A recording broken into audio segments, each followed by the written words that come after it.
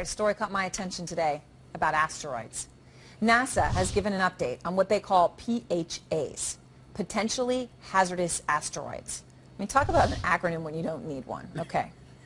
In order for an asteroid to be deemed a PHA, though, it has to come within 5 million miles of Earth and have a diameter of 100 meters. And you say, oh, whatever, 5 million miles. Woo, what are you even talking about this for? Well, here's why. If Earth was struck by an asteroid 40 meters across, it would be similar to the impact of a 3-megaton nuclear bomb.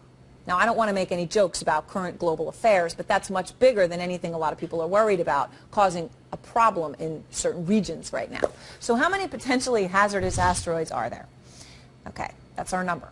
4,700 PHAs. NASA says that this number is plus or minus 1,500. I'm sorry. Okay, but still, I mean, even if it's minus, it's still more than I am comfortable with, okay? 3,200. But they've only found 20 to 30% of them, so it could be way, way higher. Anyway, the dinosaurs, I know that's controversial, but you know what I'm talking about. Are we living in an unprecedented time period of peace and prosperity? All right.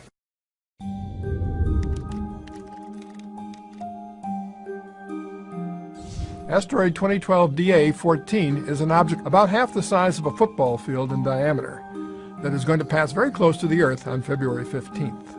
Coming from the south to the north, it actually gets to within 17,200 miles of the Earth's surface and will pass interior to the geosynchronous satellites and the GPS satellites.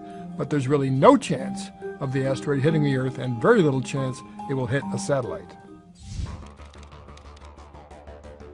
Although this object gets very close to the Earth on February 15th, it's fairly small as asteroids go, and it won't be observable with a naked eye, but if you happen to be located in Eastern Europe, Asia, Australia, and you know where to look, and you have a pair of binoculars, it will indeed be visible. The asteroid was discovered by a group of Spanish astronomers in La Sagra Observatory in southern Spain.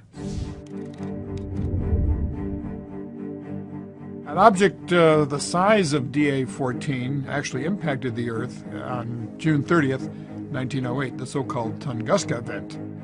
An object of about 30 or 40 meters came down into the Earth's atmosphere and exploded, leveling trees for 820 square miles.